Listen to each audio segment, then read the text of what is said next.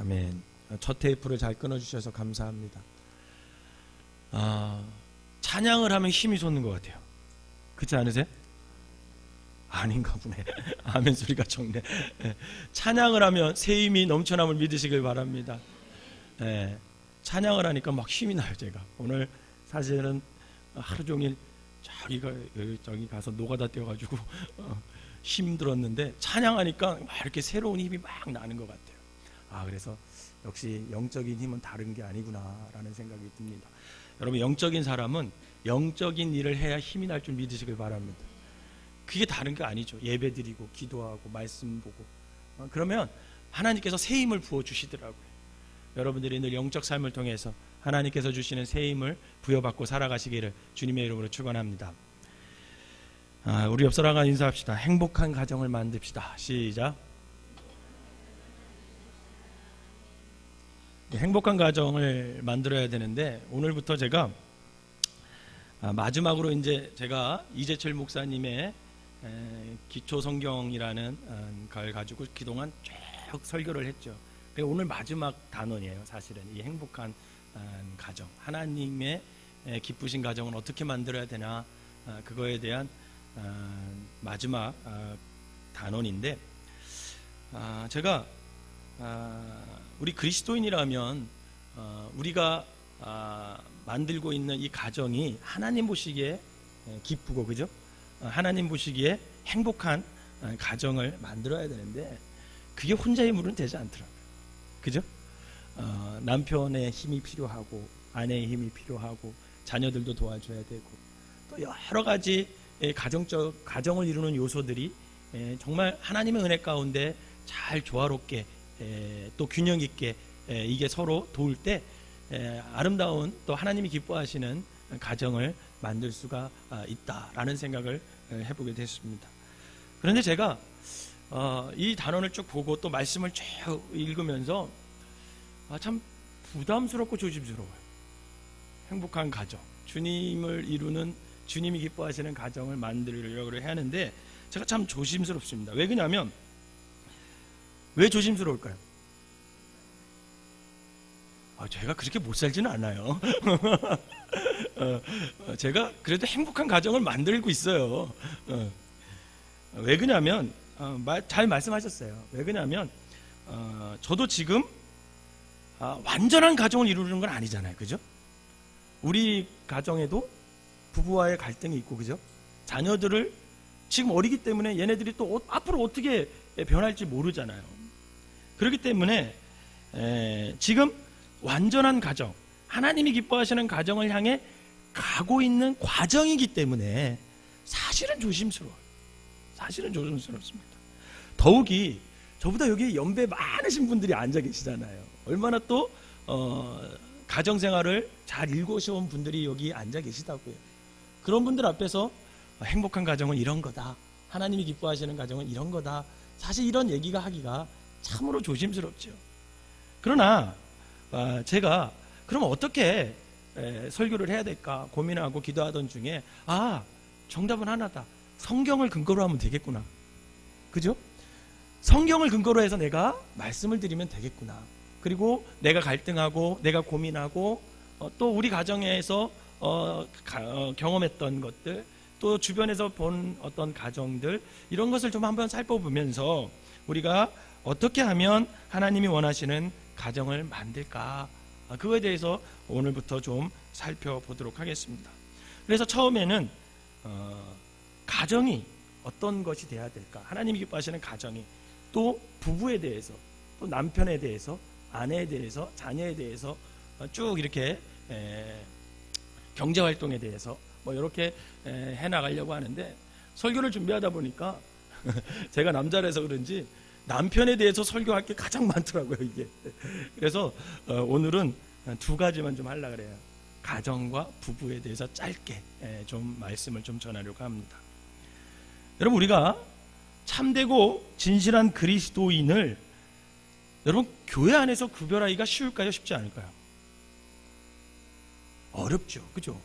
교회 안에서는요 다 그리스도인 같아요. 옆 사람 한번 보세요. 사악해 보여요? 아니잖아요.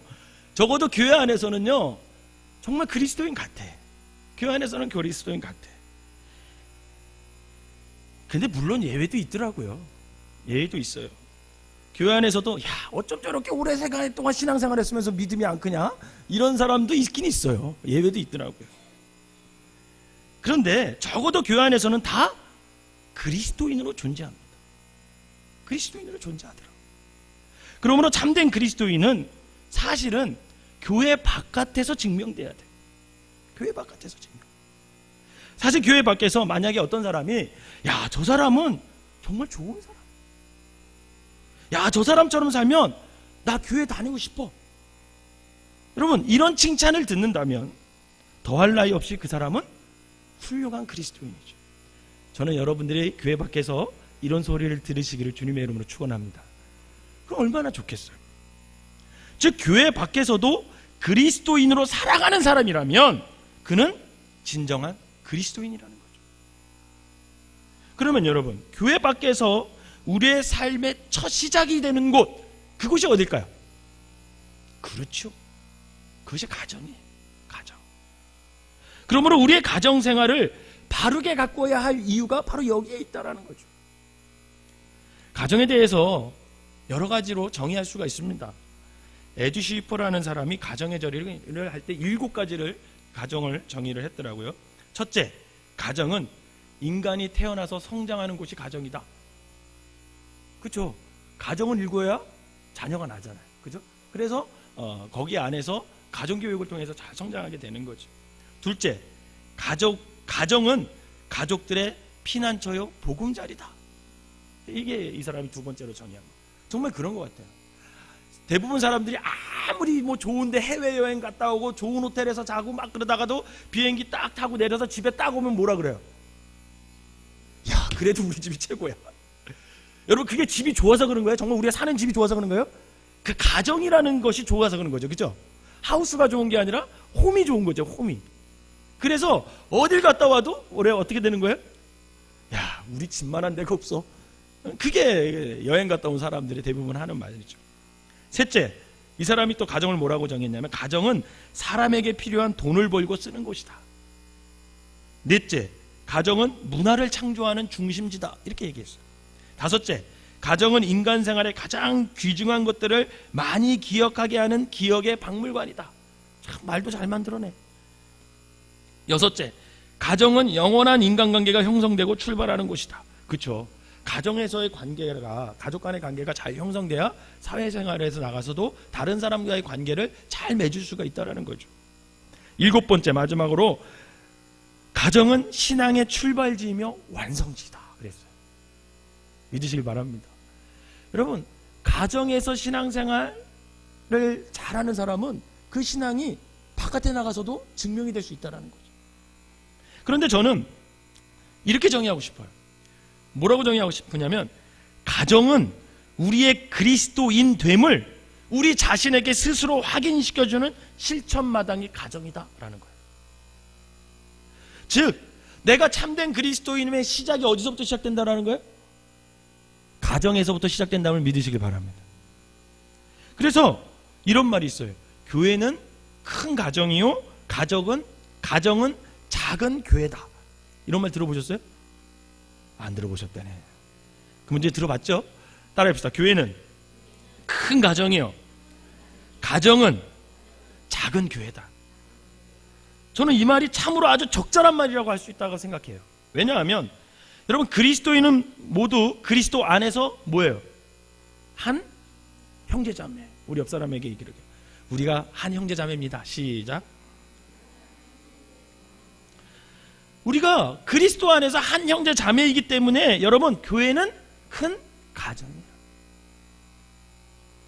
그래서 교회 안에 장로님들과 권사님들은 모두 믿음의 아버지요 어머님을 믿으시길 바랍니다.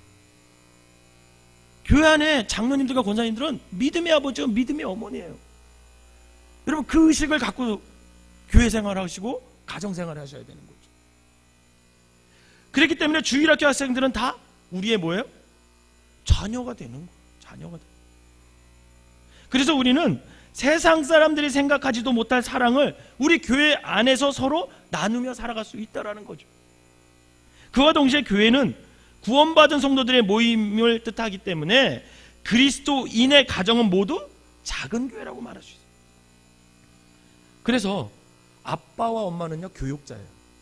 목회자예요. 그런 생각 해보셨어요? 최희정 기사님,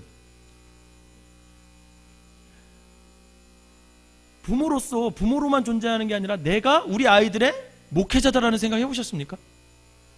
가정이 작은 교회라면 틀린 말이에요? 틀린 말이에요? 아니에요. 맞는 말이잖아요. 그죠? 가정이 작은 교회라면 엄마 아빠는 목회자입니다. 목회자. 그리고 자녀들은 성도죠. 성도. 그렇다면 가정 역시 작은 교회인지라 누구든지 가족이라 해서 자기 감정대로 막 행동하면 돼요? 안 돼요? 안 되죠. 여러분 한번 생각해 보세요. 세상에서 난폭한 사람들도요, 교회 안에 오잖아요? 그럼 어떻게 돼요? 순한 양된다니까요. 왜 그런지 아세요? 교회는 하나님의 집이기 때문에. 하나님의 집입니다. 그렇기 때문에 언제나 하나님의 통치 속에서 우리의 가정이 이루어져야 된다는 거죠. 가정생활을 해야 된다는 거예요. 왜냐하면 가정도 하나님이 계신 작은 교회이기 때문에 그렇습니다. 그러므로 확실히 교회로 세워진 가정에는 사랑과 평화가 넘치게 돼 있죠. 그러나 반면 교회되지 못한 가정은요, 아픔이 시작되는 곳일 수 있고요, 서로 상처를 주는 곳일 수가 있어요. 여러분, 저기 북한에 있는 사람이 나에게 상처 주지 않아요. 그죠? 누가 상처 줘요? 같이 사는 사람이 상처 준다.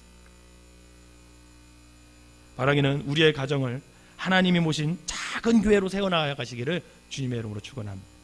그렇기 때문에 한번 따라해 보십시다. 교회 생활은 가정에서부터 시작된다. 또 따라해 보세요. 가정은 하나님이 중심이 되는 작은 교회다. 아빠와 엄마는 자녀들에게 목회자다. 여러분 그렇게 생각했어요. 즉 작은 교회로서의 가정을 우리가 만들어야 돼. 그러면 거기서부터 하나님의 평화와 하나님이 주시는 기쁨과 거기서부터 하나님이 주시는 사랑이 싹트기 시작하는 거죠. 여러분들의 가정을 작은 교회로 만드시기를 주님의 이름으로 축원합니다. 그럼 이 가정을 어떻게 이루어지는 거죠? 이 가정이 어떻게 이루어질까? 한 남자와 한 여자가 만나 결혼을 통해서 부부가 되면 뭐가 시작되는 거예요? 가정이 시작되는 가정. 그렇기 때문에 가정은 분명히 부부로부터 시작돼요. 부부로부터. 그런데 남자고 여자고 결혼이 대부분의 사람들이 뭐라고 생각하냐면 종착지라고 생각해요. 결혼이 종착지라고 생각해요. 연애할 때 보면 결혼만 하면 더 행복해지고 결혼만 하면 더 사랑하고 더 좋을 거라고 생각합니다. 사실 그래서 결혼을 하죠. 제가 이제 대학원 다닐 때 결혼했잖아요. 대학원 다닐 때 결혼했는데, 제가 대학원 다닐 때 이제 기숙사에 있었습니다. 기숙사에도 있고 이제 교회에서도 살고 그랬는데, 연애를 하다 보면 어떻게 해야 돼요? 시간이 지나면 밤에 어떻게 됩니까? 헤어져야 되고 집에 데려다 줘야 돼요. 제가 또 젠틀한 남자 아닙니까? 그래서 데려다 주는데 서대문에서 장이동까지, 우리 안사람 집이 장이동이었어요. 버스 2번 갈아타야 되거든요. 장이동까지 데려다 주는데 이게 쉽지 않아요. 정말 사랑의 힘으로 데려다 줬습니다. 그래서 장이동까지 데려다 주잖아요. 그러면 데려다 주고 어떻게 해야 돼요? 혼자 와야 되잖아요. 그게 너무 싫은 거예요. 너무 싫더라고요. 그래서 그때 무슨 생각을 했냐면, 결혼을 하면 이런 수고 안 해도 되겠구나. 그리고 둘이 같이 있다가 같이 집에 들어가고 늘 같이 있으니 얼마나 좋을까, 이런 생각을 하면서 결혼을 빨리 했으면 좋겠다라는 생각을 했어요. 그런데 그게 그렇게 그렇게 좋지만은 않다는 것을 세월이 지난 후에 깨달았습니다. 그런데 그때는 이미 돌이킬 수가 없었어요. 돌이킬 수가 없었어요. 제가 요즘 집수리를 하잖아요. 우리 17일째 별거하고 있습니다. 17일째. 어쩔 수 없이 이제 별거 중인데, 여러분 그런데요, 제 안에 기쁨이 있어요. 나름대로 괜찮더라고요. 나름대로 참 좋아요. 우선 자유가 있어요. 자유가 있어요. 자유가 있습니다. 그리고 갈등이 없어요. 만날 일이 없으니까 싸울 일이 있어요, 없어요? 없어요. 갈등이 없어요. 심지어는요, 연애할 기분이 나더라고요. 에? 가끔 언뜻 뭐 할까 궁금해요. 옛날엔 그런 생각 안 들었거든요. 같이 살 때는. 혹시 여기 앉아있는 분 중에서 둘이 있는 게 부담스러운 분들 있죠? 그런 부부가 있다면 한번 떨어져 생활하는 것도 나름 괜찮아요. 제가 17일 해보니까 괜찮아요. 그런데 정말 결혼에 대해서 생각을 달리해야 할 것이, 여러분, 결혼은 상대에 대한 알매 종교를 뜻하지 않는다라는 거예요. 모든 사람은요, 내가 이 사람과 결혼하는 이유가 웬만큼 다 아니까 결혼한다고 생각해요. 그런데 오히려 결혼은요, 시발점이에요. 시발점이에요. 상대를 다 알았기 때문에 결혼하는 것이 아니라 이제부터 결혼함으로써 비로소 상대의 실상을 알아가기 시작하는 거죠. 그것도 적나라하게 그 실상을 알아갑니다. 적나라하게 알아가죠. 때론 그 실상이 너무 공포스러울 때가 있어요. 그리고 때로는 너무 감사할 때도 있죠. 연애할 때 제가 약속을 했는데 안 지키더라고요. 약속 시간을 3시에 하면 몇 시에 나와야 돼? 3시에 약속 시간을 잡으면 몇 시에 나와야 돼? 제 상식으로는 10분 전에 나와야 돼. 근데 늘 20분 후? 30분 후에 나오더라고요. 근데 우리 한 사람이 갑이고 제가 을이니까, 제가 더 사랑하니까 어쩔 수 없이 기다려야 되죠. 그런데 가만히 생각해 보니까 이걸 결혼해서도 계속 기다려야 돼? 이런 생각하니까 갑자기 공포스러워지더라고요. 결혼을 했어요. 밥을 먹었어요. 제 상식으로는 밥을 먹으면 어떻게 해야 돼요? 밥 먹은 그릇을 어떻게 해야 됩니까? 치우세요, 여러분? 우리 한 사람은 안 치우더라고요. 밥을 안 치워요. 그 지저분한 거를 안 치워요. 그리고 뭐 TV를 보든지 뭐 다른 일을 해요. 왜 안 치우냐? 빨리 치워라. 그리고 뭐 커피를 마시든지, 그러고 나서 TV를 봐라. 14년이 지난 지금도 고쳤을까요? 아닌 고쳤을까요? 저는 14년 동안 이것 때문에 굉장히 공포스러웠습니다. 공포스럽더라고요. 그런데 감사한 것도 있어요. 감사한 것. 감사한 건 뭐냐면, 결혼하고 나서 아이가 없었을 때 저희 아버지가 허리 수술을 하셨어요. 우리들 병원에서 허리 수술을 하셨는데, 저희 어머니가 병간호를 하기 때문에 같이 병원에서 주무시잖아요. 우리 집이 서울이니까. 그때 이제 문정교회 전도사로 있었을 때였으니까 매일같이 밥을 싸가더라고요. 3달 정도 입원해 계셨거든요. 근데 그 3달을 거의 일주일에 한 5번 이상씩은 밥을 싸서 가더라고요. 그때 제가 참 감사했어요. 의외의 모습을 본 거죠. 의외의 모습. 그러지 않을 것 같았는데 그러니까 굉장히 감사하더라고요. 저희 할머니가 100세 사시고 돌아가셨잖아요. 근데 화천에 오면 저희 할머니가 귀저귀를 자고 있었어요. 배설물을 이제 이렇게 다 받아냈는데, 어머니가 장사하니까 바쁘잖아요. 근데 할머니잖아요, 그죠? 그때 시어머니가 아니라 시할머니잖아요. 근데도 그 귀저귀를 다 갈아주고 다 목욕시켜주고 그러더라고요. 의외로 감사했어요. 그런 모습을 보면서. 그러므로 우리가 상대의 벌거벗은 인격과 모습을 있는 그대로 보기 전까지는 상대에 대해 본 모든 것은 그 사람의 실상일까요, 허상일까요?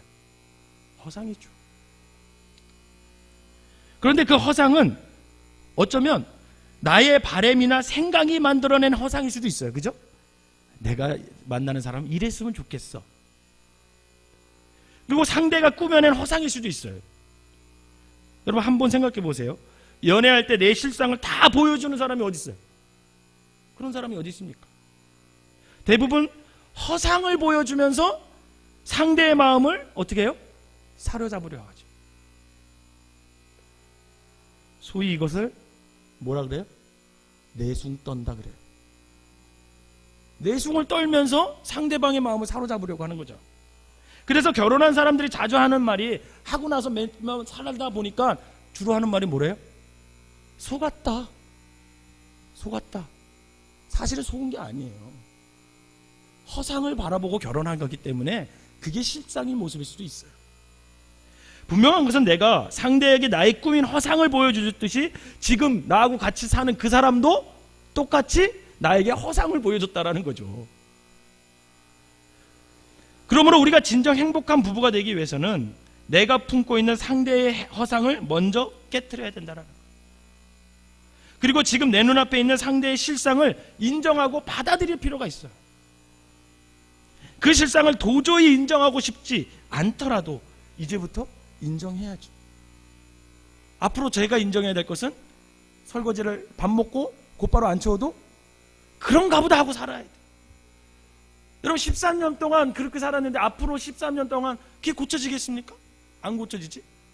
그러면 그냥 그런가 보다 하고 살아요. 시간 늦는 거 그런가 보다 하고 그냥 살아야죠. 왜? 그래야 행복한 가정생활을 할 수가 있다. 창세기 1장 27절 한번 읽어볼까요? 창세기 1장 27절 시작. 하나님이 자기 형상 곧 하나님의 형상대로 사람을 창조하시되 남자와 여자를 창조하시고. 여러분 이 말씀처럼 하나님께서 사람을 창조하실 때 하나님의 형상을 따라 지으셨대요. 믿으십니까? 그러나 남자만 지으신 것도 아니고 그렇다고 여자만 만드신 것도 아니에요. 하나님께서는 당신의 형상을 따라 남자와 여자를 지으셨대요. 이것을 하나님께서 남자나 여자만의 형상이 있는 것이 아니라 하나님은요 남자와 여자의 형상을 동시에 다 가지고 계시다는 뜻이에요. 그러므로 남자 혼자서는요 하나님을 절대로 온전히 알 수가 없다라는 겁니다. 바꾸어 말하면 여자 역시 마찬가지죠. 여자 혼자 역시는 하나님을 온전히 알 수가 없다라는 겁니다. 즉 하나님을 알아가는 것은 남자와 여자가 결합함으로써 가능하다라는 거예요. 부부가 된 남자와 여자는 배우자를 통해서 자신에게 없는 하나님의 형상을 발견해 감으로써 남자와 여자의 형상을 동시에 지니신 하나님을 온전히 만나게 되는 겁니다. 그래서 하나님께서는 반드시 남자와 여자를 짝지어 부부되게 하시는 거예요. 그래야 하나님의 형상을 온전히 회복할 수 있기 때문에 그렇습니다. 결혼의 신비가 바로 여기에 있다는 거죠. 마가복음 10장 6절에서 9절 한번 읽어봅시다. 마가복음 10장 6절에서 9절 시작. 창조 때로부터 사람을 남자와 여자로 지으셨으니 이러므로 사람이 그 부모를 떠나서 그 둘이 한 몸이 될지니라. 이러한즉 이제 둘이 아니요 한 몸이니 그러므로 하나님이 짝지어 주신 것을 사람이 나누지 못할지니라 하시더라. 아멘. 성도 여러분, 이 세상에서 수많은 남자와 여자가 있잖아요. 그죠? 그런데 하나님께서는 그 많은 사람들, 그 많은 가능성 속에서 유독 지금의 배우자와 부부가 되게 하셨다는 거예요. 그렇다는 것은 결국 그 사람을 통해서만 나의 삶 속에서 하나님의 형상을 온전히 회복할 수 있다는 것입니다. 다른 사람으로는 안 된다는 거예요. 다른 사람. 오직 현재의 배우자만 가능하다는 거예요. 그럴 리는 없지만 혹시 원빈이라든지 임시완이라든지 김수현이라든지 와 감탄이 별로 나오죠. 뭐. 이 사람들이 내 남편보다 더 잘생겼고 더 부드럽고 더 잘해줄 것 같아서 지금 남편과 사는 것을 그만두고 그들과 산다고 해도 우리는 하나님의 형상을 완전히 회복할 수 없습니다. 반대로 생각하면 전지현이라든지 강소라든지 송혜교라든지 이 사람들이 내 아내보다 더 예쁘고 아름답다고 해서 지금의 아내와 내가 사는 것을 그만두고 그녀들과 함께 산다 해도 우리는 하나님의 형상을 온전히 회복하지 못한다라는 거예요. 왜 그런지 아세요? 하나님은 지금의 나의 남편으로만, 아내로만 하나님의 형상을 온전히 회복할 수 있게끔 짝지어 주셨기 때문에 그렇습니다. 그런데 사람들은요, 어리석게도 이 진리를 몰라요. 그래서 결혼을 했으면서도 불구하고 자꾸만 다른 사람을 찾으려고 해요. 소위 말하면 두 자로 하면 이걸 뭐라 그래요? 바람이라 그래요.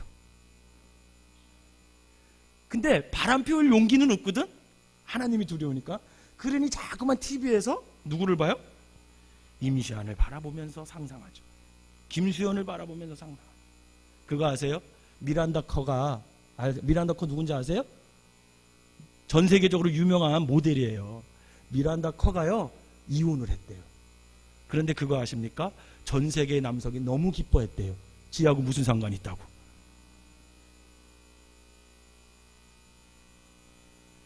왜 사람들은 결혼을 했으면서도 다른 사람을 다 찾으려고 할까? 바로 죄 때문에 그런 거예요. 분명한 것은 지금 내 옆에 있는 아내와 남편을 통해서 나의 삶 속에서 하나님의 형상을 회복하지 못한다면 다른 어떤 사람으로서도 더욱더 안 된다는 것을 여러분 깨달아야 합니다. 그러므로 지금 내가 배우자로 인해 말할 수 없는 어떤 고통을 겪고 있다면 그 고통 없이는 나의 모난 마음이 가라지지 않기 때문에 하나님께서 어쩌면 나의 남편을 허락해 주셨는지도 모릅니다. 이렇게 하나님께서는 지금의 나의 배우자를 도구 삼아서 나의 모난 마음을 찢고 다듬음으로 내 삶 속에서 하나님의 형상을 자꾸 회복시켜 주시는 겁니다. 여러분 생각해 보세요. 만약 지금의 배우자로 인해 나의 마음이 그토록 찢어지지 않았다면 어찌 내가 지금처럼 하나님만 의지하는 그리스도인이 될 수 있겠냐라는 거예요. 과연 우리의 기도가 우리가 어떻게 기도하려고 하는 생각을 했으며 어떻게 우리가 말씀을 붙잡으면서 살려고 했을까요? 왜?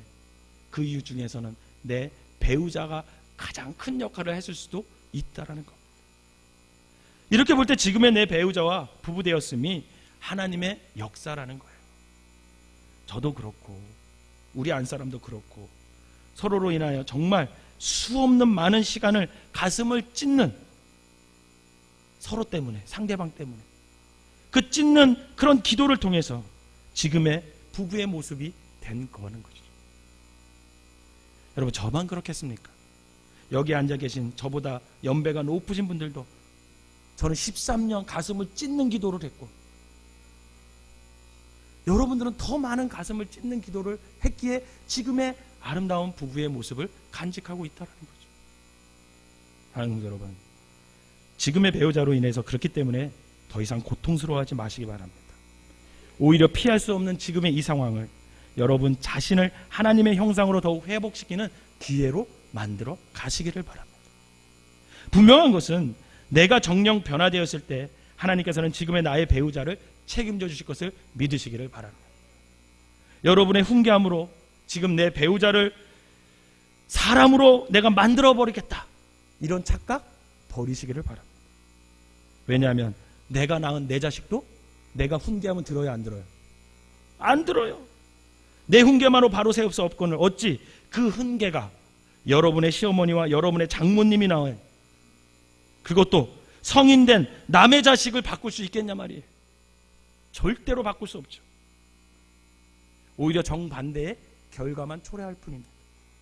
그러니 먼저 내가 나를 사랑하시고 나의 체질을 너무 잘 아시는 하나님께서 지금의 배우자를 주셨으면, 지금의 배우자를 나에게 주셨음을 깊이 깨달아서 나 자신을 믿음으로 바르게 가꾸어 갈 때 하나님께서는 나의 삶을 통로로 삼아서 여러분의 배우자들을 반드시 책임져 줄 것을 믿으시기를 바랍니다. 이것이 바로 지금의 배우자와 한몸 되게 하신 하나님의 뜻이라는 거죠. 바라기는 저를 포함해서 지금 함께 사는 여러분의 배우자와 부부 되었음은 어떻게 생각해도 나를 향한 하나님의 큰 은총이고 사랑임을 깨달아 서로의 배우자를 통해 하나님의 형상을 회복해 나가는 귀한 사람들이 되시기를 주님의 이름으로 축원합니다. 기도하겠습니다. 사랑과 은혜가 충만하신 하나님, 하나님께서 아버지 귀한 가정을 만들어 주시니 감사합니다. 또한 그 가정이 하나님을 섬기고 하나님을 믿는 믿음의 가정을 일구게 하여 주시니 감사를 드립니다. 하나님, 우리의 가정이 작은 교회임을 깨달아 아버지 하나님, 하나님을 중심에 모셔놓고 우리가 그 가정을 하나님 보시기에 아름답게 만들어갈 수 있도록 인도하여 주시옵소서.